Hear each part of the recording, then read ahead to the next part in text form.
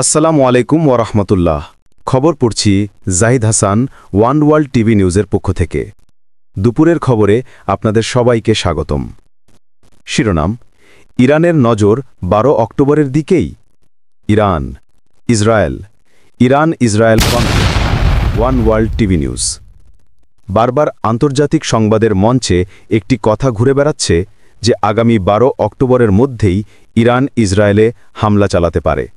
এবার ইরানের এক শীর্ষ সামরিক কর্মকর্তা মেজর জেনারেল আলী আবদুল্লাহি এই ধারণাটি আরও স্পষ্ট করলেন।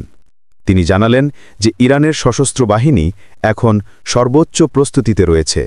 ভিডিওতে বলা হয়েছে, যুদ্ধ মানে কেবল অস্ত্র নয়, যুদ্ধ মানে মানসিক প্রস্তুতিও, এবং ইরান যেন সেই কথাটি দৃঢ়ভাবে খাতাম আল আম্বিয়া সেন্ট্রাল হেডকোয়ার্টারের প্রধান মেজর জেনারেল আলী আবদুল্লাহি জানান, ইরানের সশস্ত্র বাহিনী শত্রুর মোকাবেলায় অতীতের যে কোনো সময়ের তুলনায় এখন বেশি প্রস্তুত।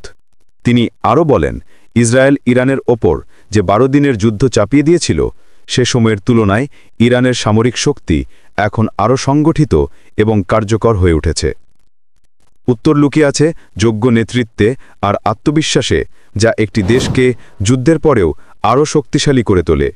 আবদুল্লাহি বলেন, ইরানের জনগণ ও সেনারা একসঙ্গে লড়েছে যেভাবে লড়েছিল 8 বছরের ইরান ইরাক বিধ্বংসী যুদ্ধে, যেখানে আক্রমণ হয়েছিল কিন্তু পতন হয়নি।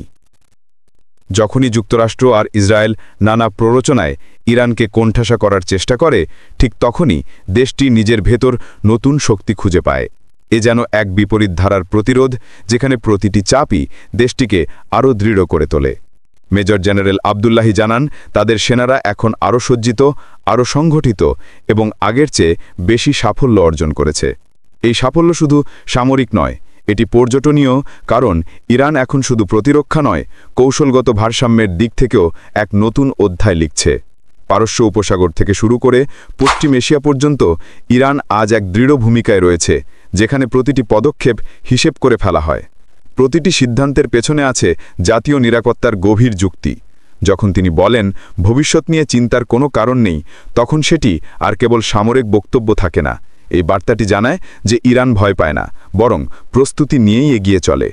এই প্রস্তুতির মানে কেবল অস্ত্রের ঝলক নয়, এটি এক জাতির দৃঢ় মনোভাব।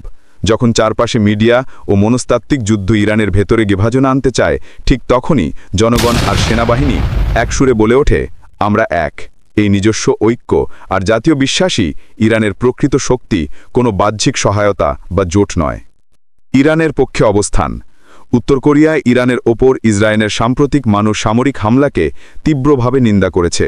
মানবতার বিরুদ্ধে অপরাধ আখ্যা দেশটি এই হামলাকে মানবতার বিরুদ্ধে অপরাধ এবং ইরানের সার্বভৌমত্বের গুরুতর লঙ্ঘন হিসেবে আখ্যায়িত করেছে।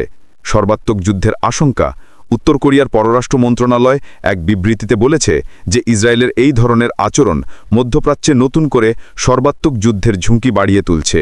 ক্ষেপণাস্ত্র উৎক্ষেপণ: ইরান ইসরায়েল সংঘাতের উত্তেজনার মধ্যেই উত্তর কোরিয়া তাদের রাজধানী পিয়ংইয়াংয়ের সুনান এলাকা থেকে 10টিরও বেশি বিভিন্ন ধরনের ক্ষেপণাস্ত্র উৎক্ষেপণ করেছে।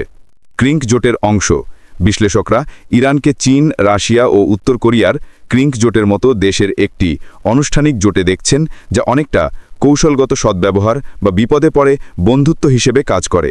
এই জোট পশ্চিমা শক্তির মোকাবেলায় নিজেদের মধ্যে সম্পর্ক বজায় রাখে।